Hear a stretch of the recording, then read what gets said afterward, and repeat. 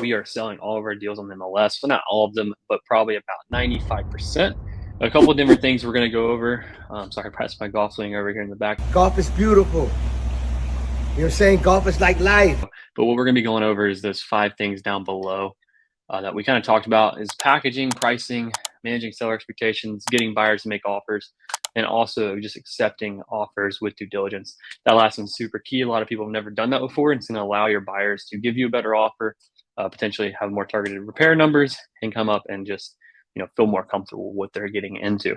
A couple things that we're going to talk about: the importance of how to have success in this downturn. So one of the things that's probably dawned on me more than any that I've learned just in the last couple months, just through the change, maybe it's last 4 months, is that literally to have success when we're going down in a market is you just have to be better. At the end of the day, is everything you would do on your own is you just have to do it as good as you do it on your own with other people doing it. And that's hard because, for example, just for us, before I get into this, it's one of the things that we had going on is we'd have a lot of we had some problems come up, and they're all problems that I was 8 months ago, a year ago, I'm like, hey, we need to do this, guys, to my directors, to whatever.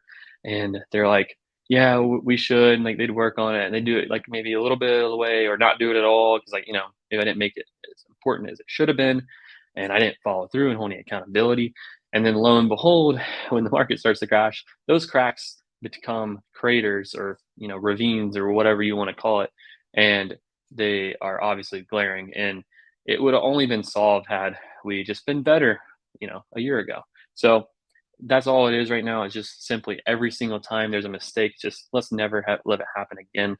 How can we build stronger, scale better is honestly what we're trying to do. All right, so we're going to start again. We just got this beautiful Google Doc, no PowerPoint, but there's another thing that I want to go into. It's going to be a bonus at the end.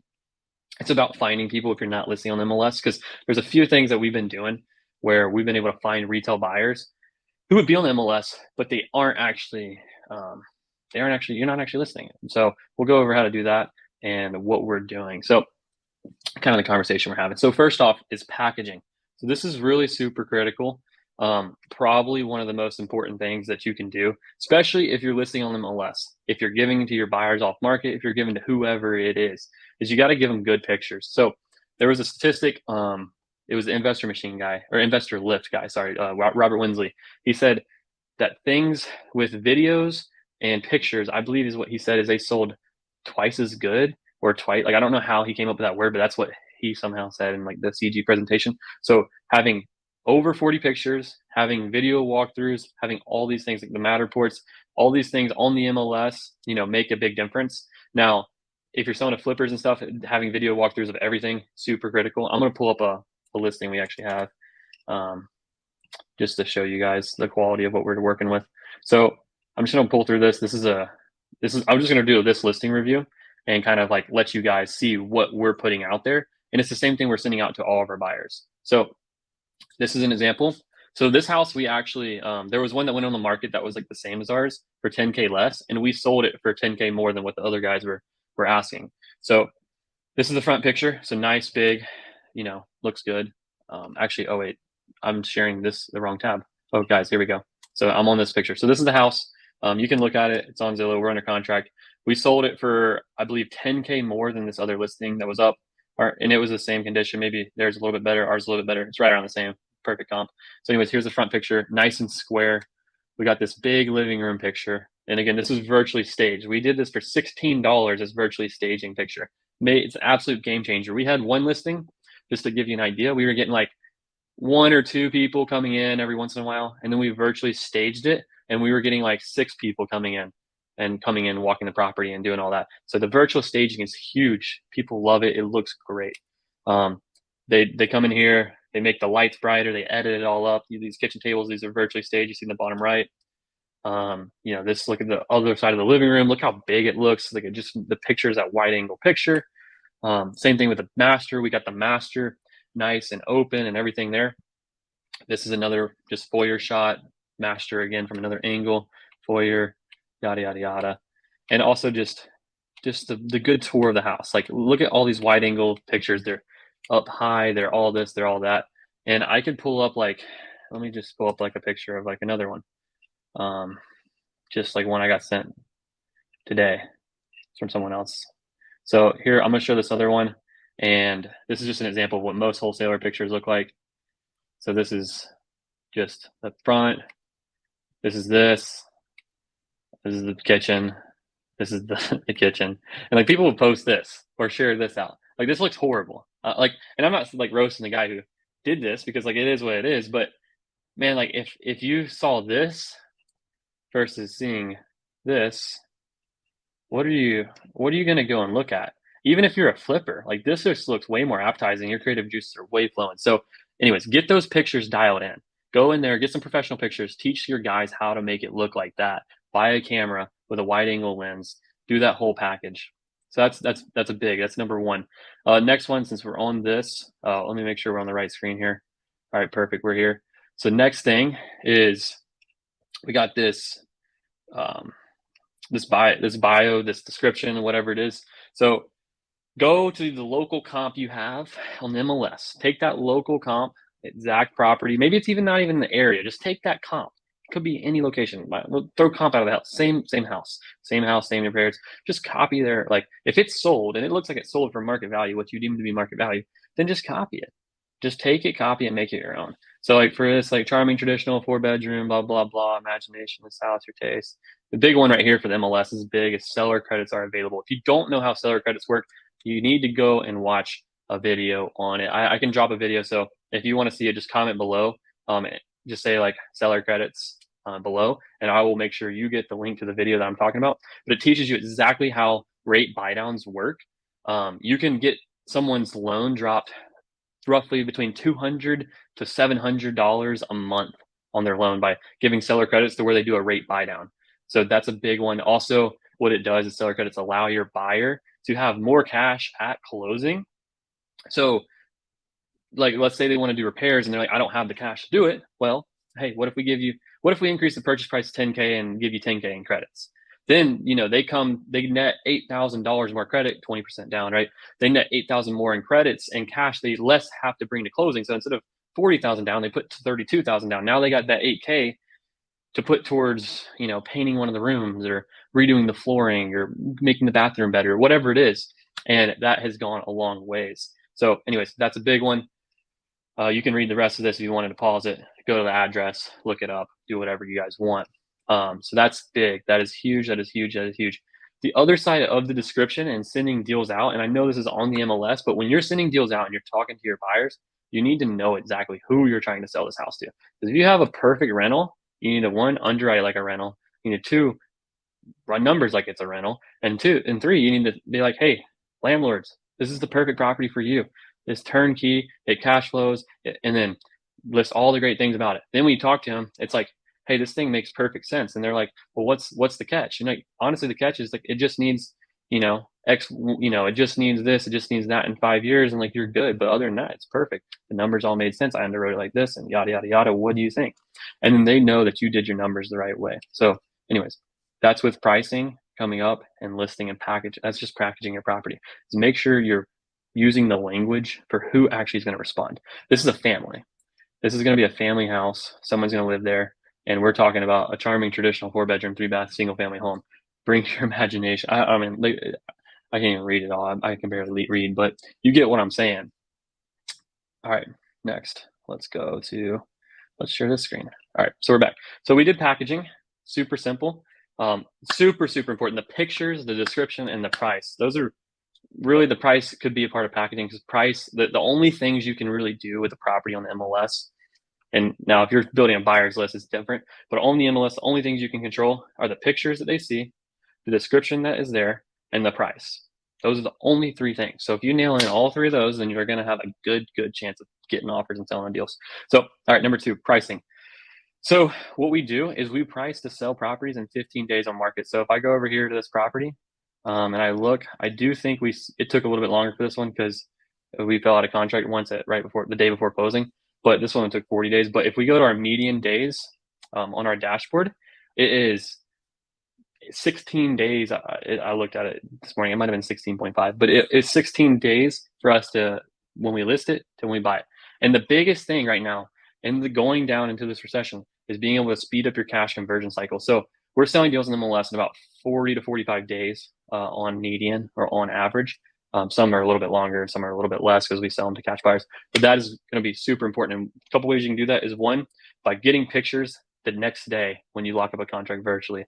Then get on MLS, price it for 15 days. And the way we're doing that is we're mainly looking at active comps. So if there's, let's just say that, you look at the sold comps in the last 30, 60 days and you're like, okay, this thing's definitely worth 300.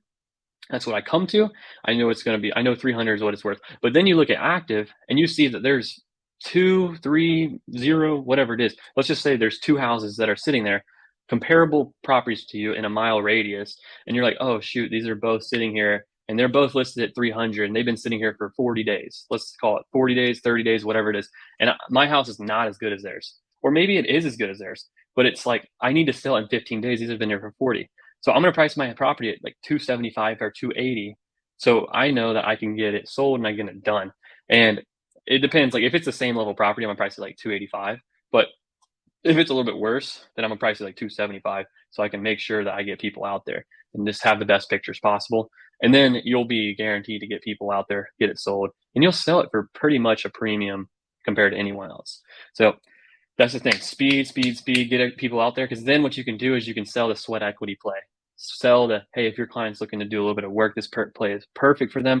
They put $10,000 of work in there, $5,000 of work in there over the next couple of years. This thing is going to be worth, they're going to have 40, 50K of equity in this property. And they haven't done anything. They just bought well. This is the deal of a lifetime for them. You're not going to sell them like that hard, but you're going to tell them like those exact things. Like you're literally telling them this is a sweat equity play. You're going to have a lot of potential in this. This is something your client wants. And we're going to talk about this too down here in section 4. But this is why it's important to do this in order to sell deals quick and move them on MLS, because you have a seller to maintain your promise to.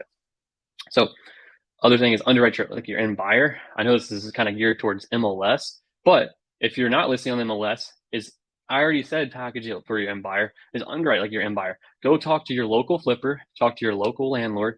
All these people, get 3, 4, 5, 6 scenarios of people who that are doing the business and say, hey man, how do you underwrite your deals? Build a relationship with them so you can ask them these kind of things. Send them deals. What would you be like? How would you underwrite this one? Where would you be? I have a buddy, Vince in Atlanta, who they flip a lot. So I just asked him the other day, I was like, hey bro, with the market changing, like how are you guys underwriting your ARVs and doing this? He said they're taking 10% off ARV when they're purchasing. And then they're wanting a 40K spread and they are looking to take out repairs. And that's kind of how they're underwriting. There's a bunch of different strategies. So you just got to ask your local guy and that's it. So next up is talk to people who are buying and then price just like them. I mean, this is the same thing. It's like if you know how 5 people are underwriting, put it in the, one, try to find, if you got 2 guys who are way higher than everyone else and you got 1 dude who's way lower, probably don't send it to the way lower guy, send it to the way higher guy. So yeah, basically that's it. Number 3, manage seller expectations. Let's get this one going. So this is going to be super important moving forward. I'm actually going to talk about this one fourth because I think that I'm going to talk to this one actually after 5, because I think that this one's probably more important to talk about after we get the offer. Actually, no, screw it. We'll talk about it right now. So managing seller expectations. So this is a big one, is having a good intro call, walking the seller through, like when you get a lead on dispositions, it should be like a new lead. You need to walk them through exactly how the situation, how the deal is going to unfold and what are the steps. Pretty much, you're telling them all the things, you're confirming condition, you're confirming the things from acquisitions that got told. You're setting up pictures, you're setting expectations for how walkthroughs are going to go. Hey, I need you to communicate with me very well. If I call you, I need you to call me back. And if you don't answer, what do I do?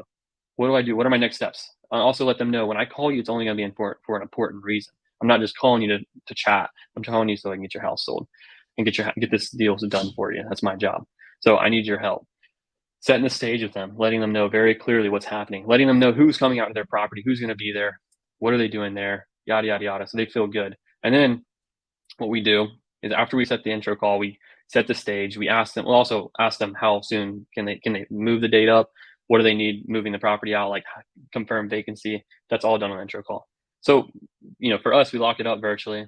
Then what we do is we go get pictures. We set that up after the intro call. Then once we get the pictures, this is when we have what we call the realignment calls. And we're having the realignment calls. There are multiple calls throughout the process. So let's say that we get pictures and the property needs more work than we anticipated. That's pretty normal if you're wholesaling and not locking it up in person. I would say that's 9 out of 10 times what happens. So we always pretty much have this conversation, hey, we went out there, we got some pictures, and honestly, like, the property seemed to be in a little bit worse condition than we initially anticipated. Like I see like, a tree growing in the pool. I'm saying that because this is one we have. Like there's the cabinets, like there's no doors on any of them. They're beat up, and like basically the floors are messed up and gonna all need to be replaced. And the water was flooded in the basement. Like, I mean, like it just honestly is a lot worse than what we were anticipating. And just like let them talk and talk about what happened. Can you tell me about this? Can you tell me about that? Go deeper. Hey, there's a water stain on the ceiling. Is there any active leaks there? Knowing this information, because people are going to ask. People are going to ask, how old is the HVAC? How old is the roof? Know this information. Hey, there's water stains on the roof. Is there an active leak? You need to know this. You need to be informed. And being informed means you're going to have a better chance of selling this because you're trusted. If you're not trusted, people are going to say, I don't want to buy from this clown. So that's what we're doing. And we're doing that every single time we get pictures, as well as every single time we go out to the property. So that's the picture one. When we go out to the property, we're telling them the same feedback. Hey, look, here's the feedback we got. The rooms are small. It definitely just, we're confirming, hey, look, the feedback we're getting from our contractors and our retail investors is that it just needs, the repairs number we're coming in at, it's a lot closer, like 65 or 70,000. And we, like we said, we were initially anticipating like, 30 or 40,000 on our repairs, and just like see what they have to say. And then, hey, look, they're like, you're lying to me, blah, blah, blah. Hey, what we're going to do is we're just going to keep sending out our retail investors and our contractors and some of our other partners out there. And like, I think we can do this. I think we can maybe get this done for you at the price. It's going to be tough, but I just need to be able to send this to as many people as possible. And just having this stage set with them to where they know this is going to be challenging. It's not going to be easy. And if you feel like it's not going to be easy, it's not going to be realistic, it's just to tell them, hey, look, I don't know if it's going to be realistic for us to be able to get, 200. I'm just letting you know that. And then see what they say. It's like, hey, just keep sending people out there like you told me. And then what happens next is now you set their expectations low, you've managed them right. So then when you come in after getting your 3 offers for your property that you've done, 2-3 offers, and you know what market value is, now all you got to do is you just tell them, hey, like after sending a bunch of people out there, we've sent like 6-7 people out there at this point in time. I mean, yeah, we're not going to be able to be at that 230. We're going to have to be at 200 or whatever the number is that you at the price reduce them down to. And that's exactly how you're doing it. And you're having the conversation with them to get them to overcome other objections and, basically to say, here's why, here's what's going on, support your reason, all that kind of good stuff. So anyways, that is the seller aspect of all of this. But in order to do the seller aspect, you have to stick to the macro strategy of Dispo right now, which is to just get offers. I'm getting a phone call from Ryan.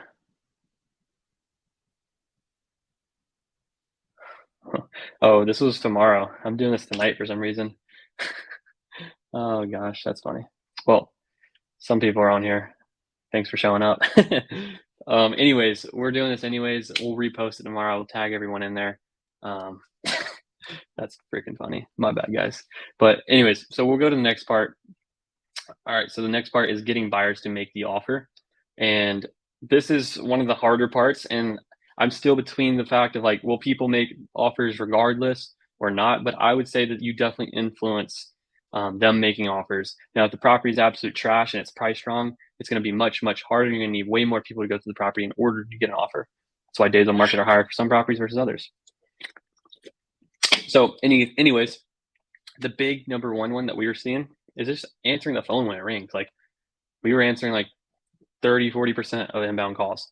Now we're answering like 80. So just doing something like that, you're going to get more leads, you're going to get more deals, you're going to sell more deals, and you're going to sell them for more because more people are going to make offers, and more people are going to see the property. Next is finding the buyer's objection. So I can't tell you how many times we talk to people and they're like, yeah, we're not really interested. And, hey, what has your buyer not really interested on this property? And just like the same thing you would have with a seller, just talk to them, figure out what's going on, figure out how you can overcome that. And it's pretty straightforward usually. Usually it's like, hey, I wish it was more move-in ready, or hey, the numbers don't make sense, or hey, what would make that Like, what would it make sense for you? Like, what numbers would make sense for you? Or, what were you hoping repairs would be done to the property? And then you can kind of go through, like, can we get a GC out there? One of our vetted general contractors out there to make this a really turnkey solution for your client, so he can, get that $30,000-$40,000 of sweat equity that it's looking like he might would be able to get if he did the carpet and the paint. Would that be something they're interested in? It takes like 2 or 3 days for them to do it, and then get them to come back to you. These people will do that. These people will do it if you offer them credits. Like, hey, look, it's too much cash. We don't have the cash to do repairs. Well, what if we offer you some credits like closing? That way you don't have to come to the table with as much cash. And it's like, you're just working through why they don't want to make an offer. Hey, what world would you even make an offer? Is there any type of situation where you'd make an offer? I'd make an offer if it was like 200,000. Well, maybe that's an offer that you have to come back to later at one point. So just throwing stuff out there. It's not as easy. You'll find out where people land. If you're working with agents, is just getting the agent on your side. And this is like kind of like what I said just a minute ago before, like about the general contractor thing, is you're trying to make them feel like a genius. So like, it's not perfectly easy, but you're trying to figure out like, hey, I want to figure out how to make this work for you and your client. How can we make this, like, here's a solution that I could see where it could make this a really good deal for you and your client, to where your client gets what they want. They get, you got them a really good deal where they have a lot of equity, where you make them fulfill their goal, whatever it is. And so you look like a great buyer's agent because you negotiate a good deal and you got them what they want. So that's that. Building strong rapport with them as well. So another last one is follow up. So this one is super important because they'll tell you, hey, I'm gonna go talk to my client, or hey, I'm gonna go run my numbers, and then they'll never come back to you. But if you call them when you lead the conversation, hey, when will you be done running your numbers? Hey, when are you going to talk to your client? Okay, you're gonna be done at 2. Okay, well, so if I give you a call like 2:15, like, you should be available. Okay, great. So I'll give you a call around 2:15. We can talk about it. Call them at 2:15. They don't answer. Call them at 2:30. They don't answer. Call them at 3. And eventually they'll answer. And then you'll talk to them. Then you'll find out more objections, and you'll be able to handle those. And it's an endless cycle. And like, basically, if we really to sum it up, it's just work harder. So last one before the bonus is, what are you doing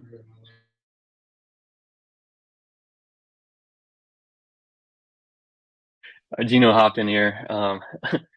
Well, let's keep going right here. All right, I got distracted for a second. Sorry, guys. Yeah, Gino's over here. Me, guys. He's over here. I don't know what he's doing right now. Look for my hair. You want to come in here, bro?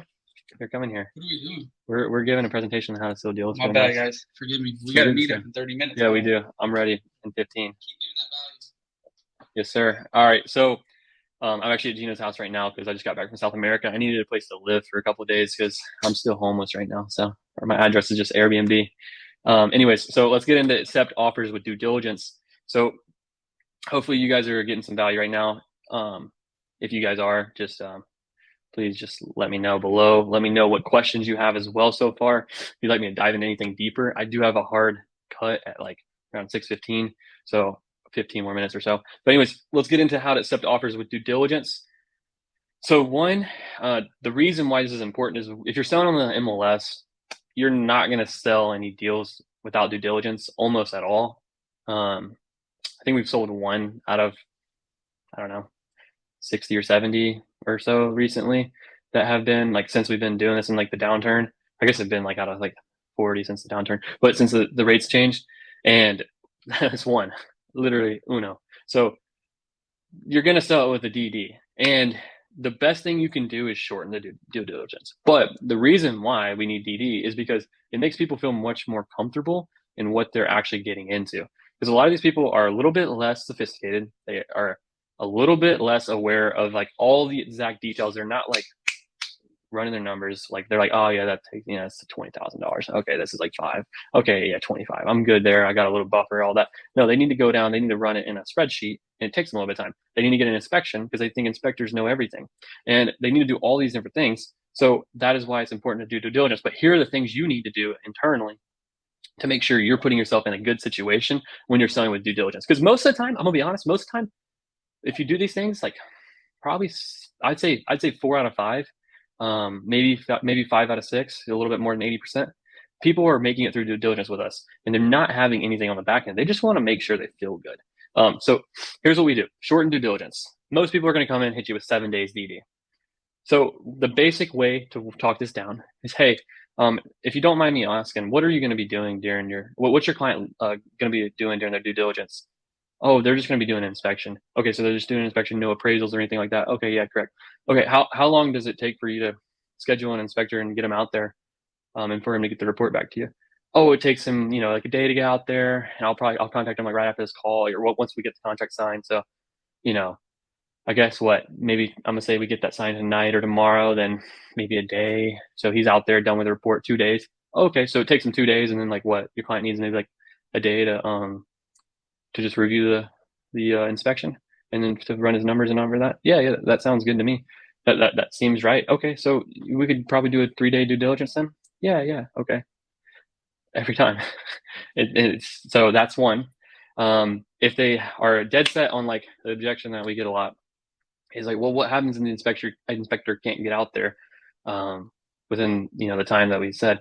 Hey, no worries, that happens. I completely get it. If he can't get out there when you ask him, and he can't get out there in the day like we talked about, no big deal. If it's 2 days, 3 days, just let me know. We can be flexible. We'll rewrite a little due diligence extension, and we'll extend it out. It's no worries. But I just would feel much more comfortable if we were able to stick and keep things quick, just for our seller. Okay, great, perfect. Boom. Vetting your buyer. So, what does this mean? Really, is like you're kind of going to run this through during the shortening of due diligence. Is like, hey, look, I know they're going to be going through due diligence. You said they're going to be getting an inspection on that day that your client is going to be, rerunning his numbers, looking at the inspection. Like, what would they be looking for in order to maybe back out of the agreement? Okay, they want to look this, they want to see this, they want to see that. And then like if none of them are like flags for the property, or if it's like I just want to confirm like that this actually needs to be repaired and this is all that there is. Other than that, like we're good. Like, if we saw extra things, like we would just want to, probably just come back and like ask for some credits or something to do some of the repairs or whatever it is.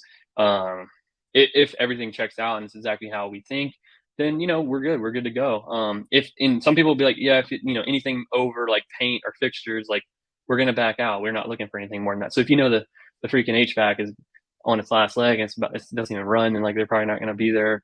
If there's like foundation crack, like these major things, like there's no way they're gonna do it. So you'd have to address that right there. And then also just like, okay, great. So it sounds like your client's pretty aware that there might be some repairs that need to be done, and they're comfortable with that, just to get the sweat equity in return. Again, selling the dream at all times, and that's really it. So once you do that, you have that conversation, you have aligned, you've set some good expectations of what's going to go on. The last part is just increasing EMD. And this one's just pretty simple, just so you are more secure. We had someone back out literally the day of closing because property taxes went up because they couldn't approve for a loan. So property taxes going up $5K and made them not approve for the loan, which backed out at the day of closing. But we got $5K for it. So it is what it is. And we just found another buyer a couple days later. But so make sure you tell them that it is a $5,000 earnest money. If it's more expensive property than that, then definitely keep it above 1%. We like to keep it 5K minimum and go through there. And a lot of times we get the objection of like, we're tight on cash. Obviously, earnest money goes towards your cash coming in at closing. So hit them with that. And that's pretty much it. So those are the main big things that I wanted to hit on. Now we got some questions over here. I'm going to read them. So let's see. Mikey Hughes, let's see. Chandler went rogue on a day early. Yeah, that's facts. I should probably read. Honestly, when Ryan sends me texts, I don't always read them perfectly. So, but yeah, okay. So some people want to see the dispo process. So we'll get that video out to you guys. If that's the case, again, just comment. Comment. I think it was 25K. Just comment 25K right now if you want the dispo video for the process. But I'm gonna give one last gem right here, and this is honestly has worked pretty well. There's two things, and one Gino has talked about a lot on his YouTube, which is like finding the buyers who have bought 2 properties in the last like 8 months. That's a really good way. I do think that works very well, especially if you don't have access to the MLS or to these other, to listing on MLS. If you don't have access to listing on MLS, send me your deal and I will make sure we can come and renegotiate. If you can't sell it, of course, like we'll renegotiate access renegotiate, get them to sign the contract, and we'll get it on the MLS and teach you how to do it. So that's one thing. So send me your deal, and I'll underwrite it, look at it. I think Mikey, I do believe no, it wasn't Mikey, it was someone else. Someone sent me a deal, and I got to look at it. But we're doing it for a guy right now. He couldn't sell it, and it looks like we're going to be able to do. I mean, it looks like it should be pretty much like around a 50, 60K deal that we're able to make from nothing. So that should be pretty good for him. But I do want to pull this up real fast. I'm going to go into the MLS real quick. Sorry, I'm hiding my screen. You guys don't get to see the login. And we're just going to pull up a random property. Let's see. I just did this one for. All right. Also, if you guys don't have, I wanted to look up another one. If you don't have MLS access, definitely make sure you get it. Find a local realtor who you can work with and become friends with. Maybe give them some deals to get up there to list for you and get their MLS. All right, I'm pulling this up, guys. Give me just a second.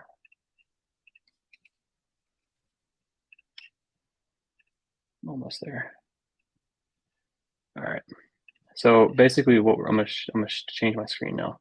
Oh, I forgot to put the address in there. That's gonna change the game for me. All right.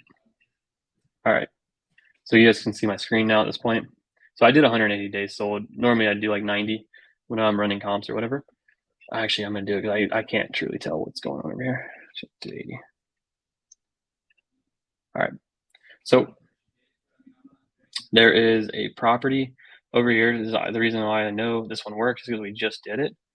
He just texted me and said this guy wants to see the property. So we have this property for sale. It's it just needs some work. Please don't look it up or call it. I will get mad at you if there's anyone coming in and calling them. Yeah, you'll never get to see all these details again. So where was this thing? What was it? It was like this one. Yeah, this one. So basically what I did is I just looked around. I was looking at listings that were active, and just seeing if anyone had any interest. So oh no, it wasn't this one. Shoot. Was it? It was Baker though. Where was it? He had it. Maybe it was up here. He had it listed for 2. His name was Bill. Maybe it was this one. Yeah, I think it was this one. Anyways, so this one's this is a pretty decent comparable property. And what I would do, and just ignore everything that I've talked about so far because I clearly am lost my mind right now. But anyways, so just go here, find pendings, find actives. Basically, when we're going through our underwriting stage, what we're doing is we're really quickly calling all the active comps that are in the area, asking them, hey, I have a property that's pretty similar to yours, and I just didn't want to undercut you on pricing. I was going to take it live, or whatever. I have an off market property, and I was looking to take it live on MLS. I just didn't want to undercut you. Did you have were you getting some good feedback at your price point for your property? And if they say yes, okay, then you're in the right zone. If they say no, then you probably want to list lower and be like, oh, man, I have the property. It needs a little bit of work. Just tell them about it and see what they say. They might give you some good feedback. I was looking to find out if I didn't have to take it live, did you have anyone who was looking to maybe purchase a property like that one that maybe you didn't accept an offer for, or maybe they just passed on it for a certain reason, but they could fit mine. It just doesn't need as much work, or maybe it's it needs a little bit more work, or we're a little bit lower, or whatever it is. And it's off market right now, and just kind of tell them they might say, I don't know. Just be like, okay, well, or I might have someone, or, I don't know anyone. Then just tell them hey, look, what we normally do is, people just send it to a lot of the people who made offers on their previous properties, or who, they didn't accept. It was other offers or whatever.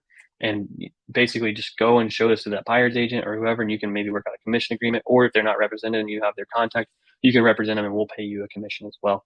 And we're getting people sending us offers and doing things that way. So that's a way you can sell properties for retail. And I hope I explained that well, because I got a little flustered. I couldn't find the actual property. I think he took it down because it was right here. But anyways, let me know if that was good for you guys. Did that make sense? If I can get a comment, just like a thumbs up or something, that'd be ideal. If not, I can totally explain it again.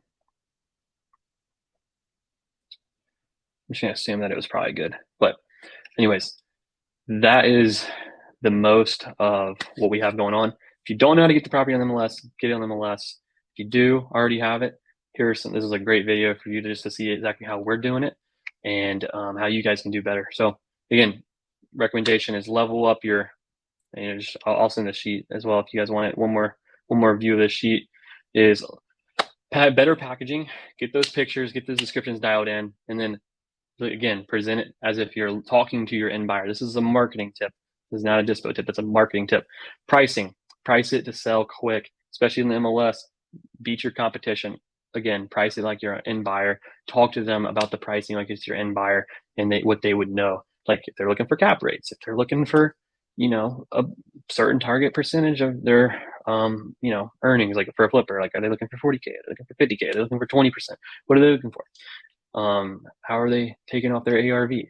Asking these questions. Manage your seller expectations so they know what's going to happen. They know what part of the process they're in. So if you do happen to get an offer, because again, remember, the actual macro strategy of what we're doing here is to get 3 offers and find out what market value is, and then let the seller know what market value is so we can do the deal together.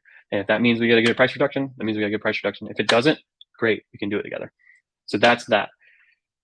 So make sure you're having good communication going through all that stuff. Number 4, answer the phone, find the buyer's objections, get the agents on your side, sweet talk them, have creative strategies for how, because again, you got to teach sometimes you got to teach agents how to present things to their clients because they don't know. They don't do this as much. They might do 1 deal a month. They might do 1 deal a year. Who knows what amount of volume they're doing.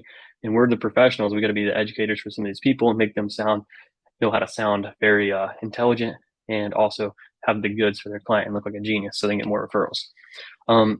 5 is also follow up too. Don't forget that one. 5 is to accept offers with due diligence. This is a super big one. You're gonna have to probably start doing it. I'm sure you're starting to get some things. We're even finding people from Facebook and our buyers list that want due diligence now. And this is exactly what you need to do is shorten that to DD. Again, super simple logic. No one can argue with it. Vetting your buyer. Very important questions right here to ask. This is the number one. Just you've got to make sure you ask this one, and then increasing that DD. Those are the big ones. So let me know if you guys have any questions below. Feel free, you know where to get me. Leave me in the comments, tag me there. And yeah, appreciate you guys listening. So I will see you guys next week. Sorry I'm a day early. Everyone who didn't see this tomorrow, watch the recording and say like I'm an idiot or something in the comments. Anyway.